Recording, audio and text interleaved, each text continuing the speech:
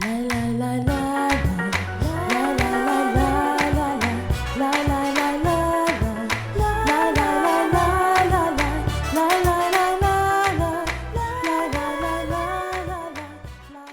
semble que depuis quelques jours, le temps a recommencé à tourner.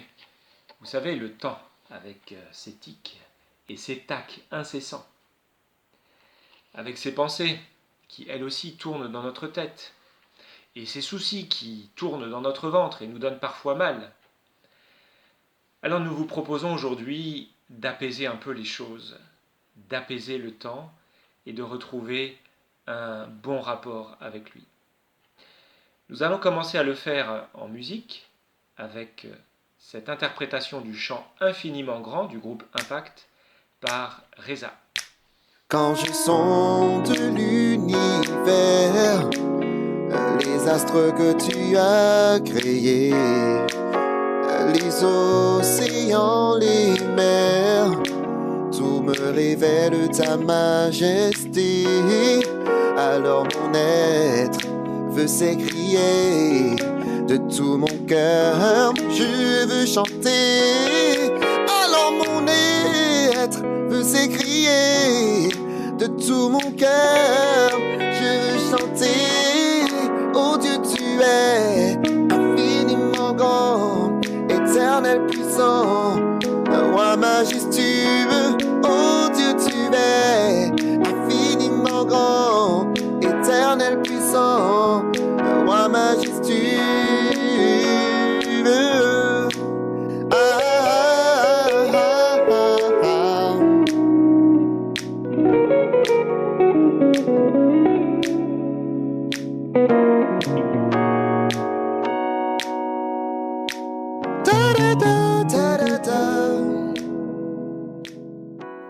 Il y a un moment pour tout et un temps pour chaque chose sous le ciel. Un temps pour pleurer et un temps pour rire. Un temps pour se lamenter et un temps pour danser. Un temps pour jeter des pierres et un temps pour ramasser des pierres. Un temps pour étreindre et un temps pour s'éloigner de l'étreinte. Un temps pour chercher et un temps pour perdre.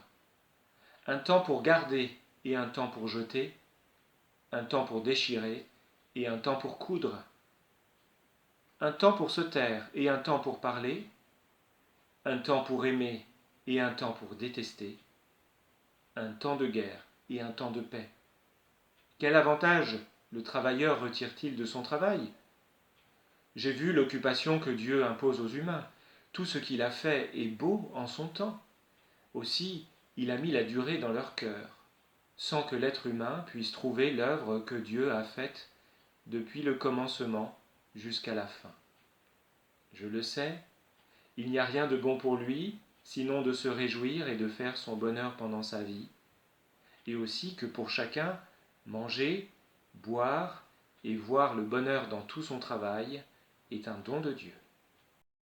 Ce texte de l'Ecclésiaste nous rejoint vraiment de manière très immédiate. Quand il dit il y a un temps pour étreindre, pour embrasser, et un temps pour éviter de le faire, un temps pour déchirer, et un temps pour coudre, un temps pour la guerre, et un temps pour la paix. On ajouterait un temps pour rester à la maison, et puis un temps pour en sortir. C'est vrai, tout cela, on le vit, on l'entend. Il faut de tout pour faire un monde.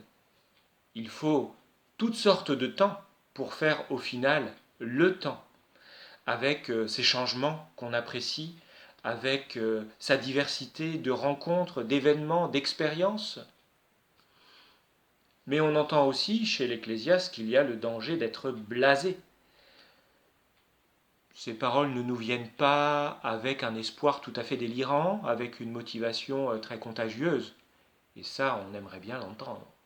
Le fait est que Dieu nous parle souvent à travers des pauvres. Il le fait même très rarement à travers des personnes parfaites. Être pauvre, c'est être démuni, manquer de quelque chose. On peut manquer d'argent, on peut manquer de biens, évidemment, mais on peut manquer aussi de force mentale, de courage, d'espoir, un peu comme l'Ecclésiaste. On peut manquer de stabilité dans sa propre vie.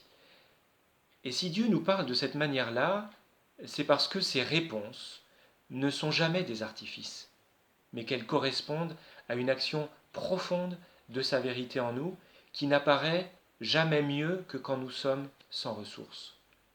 Nous voilà donc avec l'Ecclésiaste aux prises avec le temps. Quelle vision en avons-nous du temps ? Est-ce la vision d'un temps inexorable qui passe avec son lot de malheurs et de catastrophes, et l'homme au milieu de tout ça, obligé d'y consentir et de le regarder passer ? Est-ce que c'est la vision d'un temps qui guérit et qui apaise tout ? Avec le temps tout s'en va. Est-ce que c'est la vision d'un temps qui toujours nous échappe ? Un temps que l'on n'a jamais, que l'on ne possède jamais ?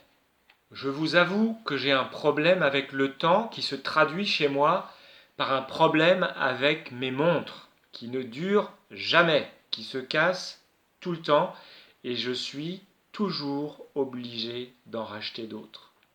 Au détour d'une lecture biblique, je suis tombé sur cette parole de l'apôtre Paul qui dit à ses frères « Rachetez le temps ». Je l'ai reçu comme une invitation très forte pour moi, en me disant mieux vaut directement racheter le temps que de racheter tout le temps des montres. Le rachat, au sens biblique de ce terme, s'applique d'abord au milieu de l'esclavage. Racheter un esclave, c'est l'affranchir, c'est lui donner la liberté, le libérer de l'emprise de son maître. Les chrétiens sont des êtres rachetés dans le langage biblique. Ils sont libérés, ils sont désormais libres de toutes les contraintes de la loi du Premier Testament, ils sont aussi libres vis-à-vis de leurs propres péchés. Alors racheter le temps, ce n'est pas dire le temps c'est de l'argent, en gagner c'est gagner de l'argent, en perdre c'est perdre de l'argent, mais racheter le temps c'est le libérer. C'est agir comme des personnes sensées qui savent mettre à profit le temps présent.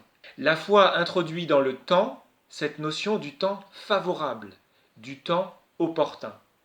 Elle nous dit « soyez opportunistes ». Être opportuniste, ce n'est pas agir dans son seul intérêt. En réalité, l'Ecclésiaste nous donne 4 définitions de ce que cette expression veut dire. Être opportuniste, c'est d'abord savoir contempler l'œuvre de Dieu qui fait toute chose belle en son temps et saisir tous les moments favorables pour entrer dans cette contemplation. Être opportuniste, c'est ensuite reconnaître que Dieu a placé dans notre cœur, comme le dit le texte, le sens de la durée, ce qui me fait penser à cette prière du psaume 90 « Apprends-moi à compter la mesure de mes jours, et j'obtiendrai la sagesse du cœur. » Être opportuniste, c'est donc connaître la valeur d'une seule journée de vie. Être opportuniste, c'est encore cultiver en soi le respect de Dieu, comme nous l'a bien fait entendre le chant de Reza tout à l'heure. Il est infiniment grand. Enfin, être opportuniste, c'est savoir profiter d'une vie simple, mais heureuse, de ces plaisirs simples que l'Ecclésiaste égrène dans sa parole, le fait de travailler, de pouvoir se réjouir à l'occasion d'un repas ou de rencontres, de vivre de ce que l'Évangile appelle la pureté du cœur. Avec cet homme donc, avec l'Ecclésiaste qui ne voyait pas vraiment dans le monde beaucoup d'occasions de se réjouir, apprenons donc à saisir le temps opportun, apprenons donc à être opportunistes. Et le temps opportun, c'est toujours celui que Dieu te donne. Nous nous arrêterons là pour aujourd'hui et je veux te laisser repartir avec un peu de musique. Et cette fois, ce sera une chanson de Jean-Louis Decker intitulée « Le temps que Dieu te donne ». Il y a un moment pour tout et un temps pour tout faire sous le ciel. Il y a un moment pour tout et un temps pour tout faire sous le ciel. Un temps pour enfanter et un temps pour mourir. Un temps pour planter et un temps pour arracher le plant. Un temps pour tuer et un temps pour guérir. Un temps pour détruire et un temps pour bâtir. que Dieu te donne, dis-moi ce temps fera. À ta place personne quand me faire le choix. Il y a un moment pour tout et un temps pour tout faire. Sous le ciel, il y a un moment pour tout et un temps pour tout faire. Sous le ciel, un temps pour pleurer et un temps pour rire, un temps pour gémir et un temps pour danser, pour lancer des pierres et pour en ramasser, un temps pour garder et un temps pour jeter. Le temps que Dieu te donne, dis-moi ce temps fera. À ta place personne va me faire le choix. Il y a un moment pour tout et un temps pour tout faire. Sous le ciel, il y a un moment pour tout et un temps pour tout faire.